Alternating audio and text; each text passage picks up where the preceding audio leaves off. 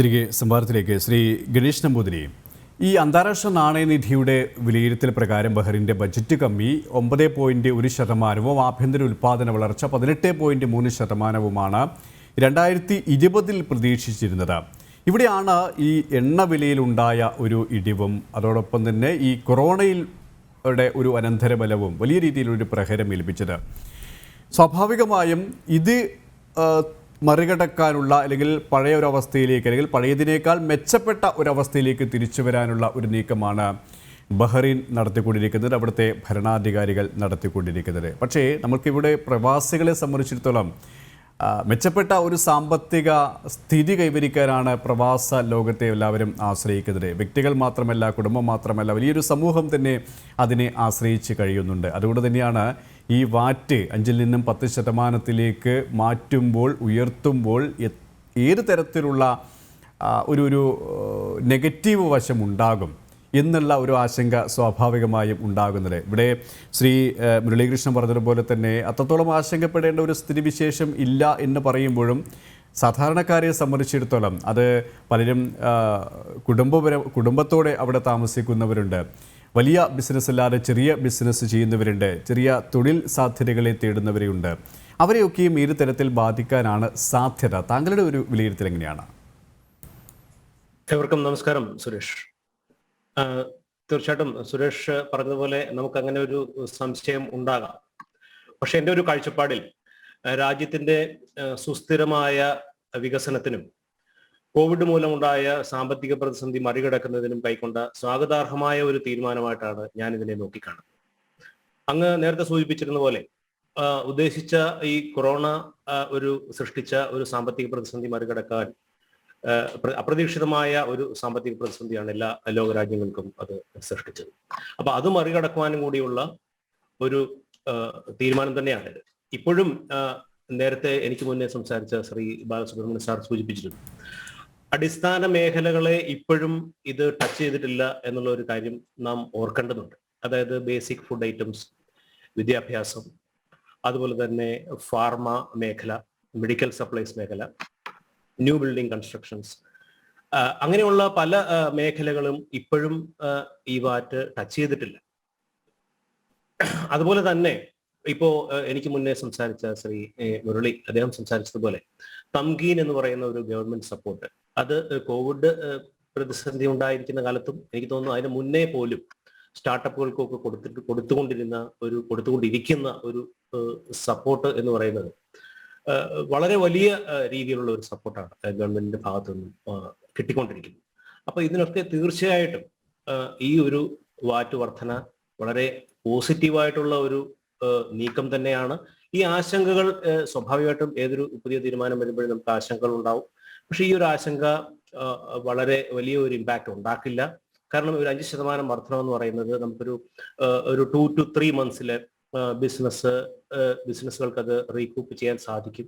അത് വളരെ നോർമൽ മേഖലയിലേക്ക് പോകും. അതുപോലെ തന്നെ സാധാരണക്കാരനാണെങ്കിലും ഒരു അമിത ചെലവുകൾ അല്ലെങ്കിൽ നമ്മൾ ചെലവുകൾ ഒന്ന് നിയന്ത്രിച്ചു കഴിഞ്ഞാൽ അത് നിയന്ത്രണ വിധേയമായി നമ്മുടെ ഒരു സാധാരണ ജീവിതത്തെ വലിയ രീതിയിൽ ബാധിക്കാതെ തന്നെ മുന്നോട്ട് പോകാൻ സാധിക്കും എന്ന് തന്നെയാണ് എൻ്റെ പൂർണ്ണമായ വിശ്വാസം.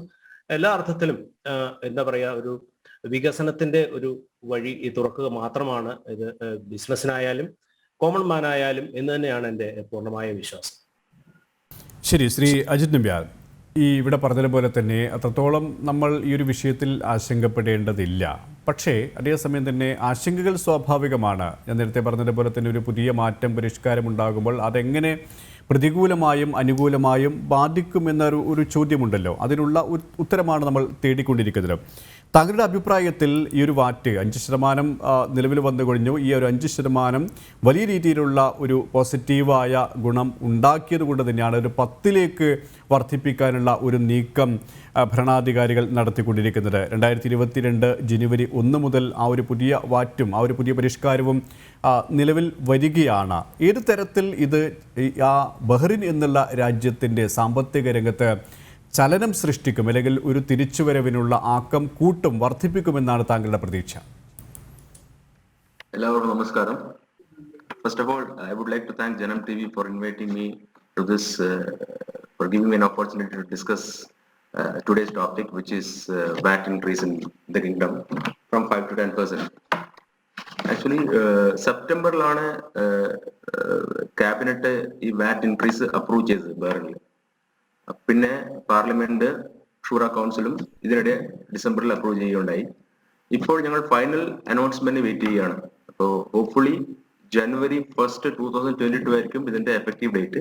ബട്ട് ടിൽ നൗ ഒരു ക്ലിയർ അനൗൺസ്മെന്റ് വന്നിട്ടില്ല. സോ ഇതിന്റെ മെയിൻ ഒബ്ജക്റ്റീവ്, ഗവൺമെന്റിന്റെ സൈഡിൽ നിന്നുള്ള മെയിൻ ഒബ്ജക്റ്റീവ് എന്താണെന്ന് വെച്ചാൽ just increase the tax revenue. അതാണ് അവരുടെ ഒബ്ജക്റ്റീവ്. അങ്ങനെ ആ ഫിസിക്കൽ ബഡ്ജറ്റ് ബാലൻസ് ചെയ്യുക എന്നുള്ളതാണ്. അപ്പൊ അവരൊരു പ്രോഗ്രാം ഉണ്ട്. ഇപ്പോൾ 2000 ഈ കോവിഡ് വന്നതുകൊണ്ട് ഉണ്ടായിട്ടുള്ള സാമ്പത്തിക നഷ്ടം അല്ലെങ്കിൽ ഡെഫിസിറ്റ്, സാർ ബാലസുബ്രഹ്മണ്യം സാർ പറഞ്ഞ പോലെ അത് കവർ ചെയ്യാൻ വേണ്ടിയിട്ട് അവരൊരു പ്രോഗ്രാം, ഒരു പ്ലാൻ ചെയ്തിരിക്കുകയാണ്. ലൈക്ക് ബിഫോർ 2024 ഈ ഒരു പ്രോഗ്രാം വഴി ഈ റവന്യൂ കവർ ചെയ്തിട്ട് ആ ഒരു ഡെഫിസിറ്റ് കവർ ചെയ്യാനാണ്, റവന്യൂ കളക്ട് ചെയ്തിട്ട് ആ ഡെഫിസിറ്റ് കവർ ചെയ്യാനാണ് ഗവൺമെന്റ് ഉദ്ദേശിക്കുന്നത്. ആക്ച്വലി ഇറ്റ്സ് എല്ലാ പാനലിസ്റ്റും പറഞ്ഞ പോലെ തന്നെ ഞങ്ങൾ വേറൊരു കൺട്രിയിൽ വന്നിട്ട് വർക്ക് ചെയ്യുന്ന സമയത്ത് ഞങ്ങൾ അവിടുത്തെ പല കാര്യങ്ങളും ഞങ്ങൾ ഗവൺമെന്റ് സപ്പോർട്ട് ചെയ്യേണ്ടി വരും. ഇപ്പൊ ഇവിടെ പറഞ്ഞ പോലെ എനിക്ക് തോന്നുന്നു ഈ GCCയിൽ തന്നെ ഏറ്റവും കൂടുതൽ കോവിഡ് സമയത്ത് സപ്പോർട്ട് ചെയ്ത ഒരു ഗവൺമെന്റ് ആണ് ബേറിൻ ഗവൺമെന്റ്. എല്ലാ രീതിയിലും അതായത് സാലറീസ് കൊടുക്കുന്നുണ്ടായിരുന്നു, ബേറിനീസിന്റെ സാലറീസ് കൊടുക്കുന്നുണ്ടായിരുന്നു. ഇനീഷ്യലി 50% ആയിരുന്നു, പിന്നെ 1 month സാലറി കൊടുത്തിരുന്നു. പിന്നെ ഇലക്ട്രിസിറ്റി 3 months ഇലക്ട്രിസിറ്റി എക്സെപ്ഷൻ കൊടുത്തിരുന്നു. അപ്പോ പല രീതിയിലും ഗവൺമെന്റ് സപ്പോർട്ട് ചെയ്തിട്ടുണ്ടായിരുന്നു. സോ സെയിം ടൈം ഞാൻ പറയുന്നത് വെച്ചാൽ ഈ കമ്മ്യൂണിറ്റിയും ഗവൺമെന്റിനോട് കടപ്പെട്ടിരിക്കുന്നു. പിന്നെ ഇതിന്റെ പോസിറ്റീവ് വശവും നെഗറ്റീവ് വശവും സംസാരിക്കുകയാണെങ്കിൽ, ലൈക്ക് ഇതൊരു കൺസംപ്ഷൻ ടാക്സ് ആണ് വാറ്റ്. അപ്പോ ഒരു ബിസിനസിനെ സംബന്ധിച്ചിടത്തോളം ഇതൊരു കോസ്റ്റ് അല്ല, ഇതൊരു കോസ്റ്റ് എഫക്റ്റീവ് അല്ല.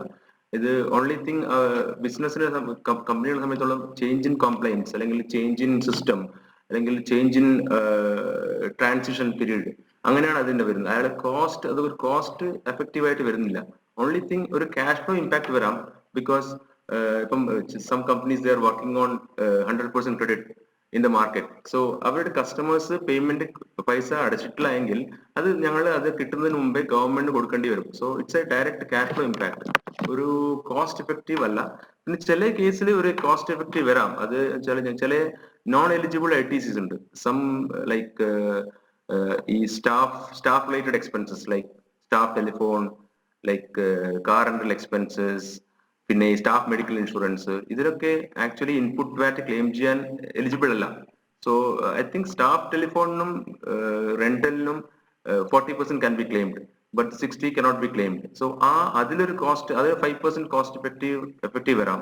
പിന്നെ മെഡിക്കലില് cannot be claimed. So that is also an impact on the small. It's not a high impact, but it's a kind of a ചെറിയൊരു ഇമ്പാക്ട് കോസ്റ്റിൽ വരാം, പ്രോഫിറ്റിൽ വരാം. Other than that, apart from this, ഒരു വലിയൊരു profit impact ഇതിലില്ല. പിന്നെ ചെയ്യേണ്ടത്, കമ്പനികൾ ചെയ്യേണ്ടതെന്ന് പറഞ്ഞാൽ അതൊരു കംപ്ലയൻസ് നോക്കുക, അതായത് റിപ്പോർട്ട്സ് കറക്റ്റ് ടൈമിന് വാറ്റ് ഫയൽ ചെയ്യുക. പിന്നെ അവിടെയുള്ള സിസ്റ്റംസ് ഡോക്യുമെന്റേഷൻ ചേഞ്ച് ചെയ്യുക, ഇൻവോയ്സസ്, ഡെലിവറി നോട്ട്സ്, അങ്ങനെയുള്ള ഡോക്യുമെന്റേഷൻ ചേഞ്ച് ചെയ്യുക.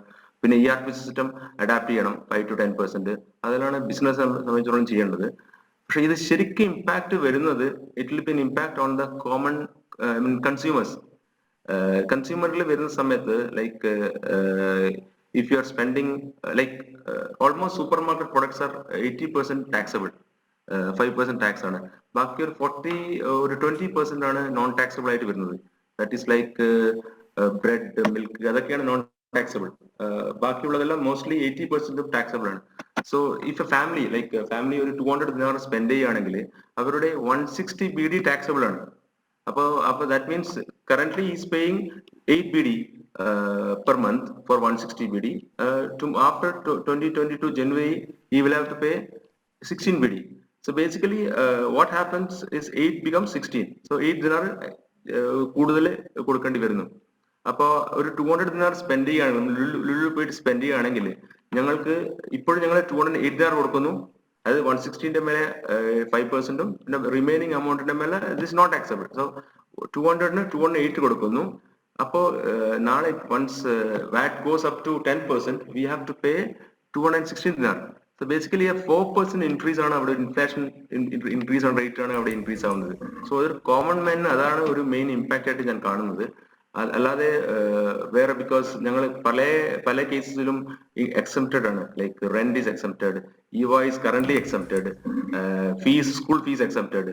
ഓൾ ദിസ് അതിലൊന്നും ഒരു ചേഞ്ച് വരാനില്ല. ഓൺലി ഈ ലൈക്ക് സൂപ്പർ മാർക്കറ്റ് പ്രൊഡക്ട്സ് ആണ് ഈ food, basic food means milk bread ഒന്നും ഇല്ല, പക്ഷെ പല സൂപ്പർ മാർക്കറ്റ് ഫുഡ്സിനും ചാർജബിൾ ആണ്.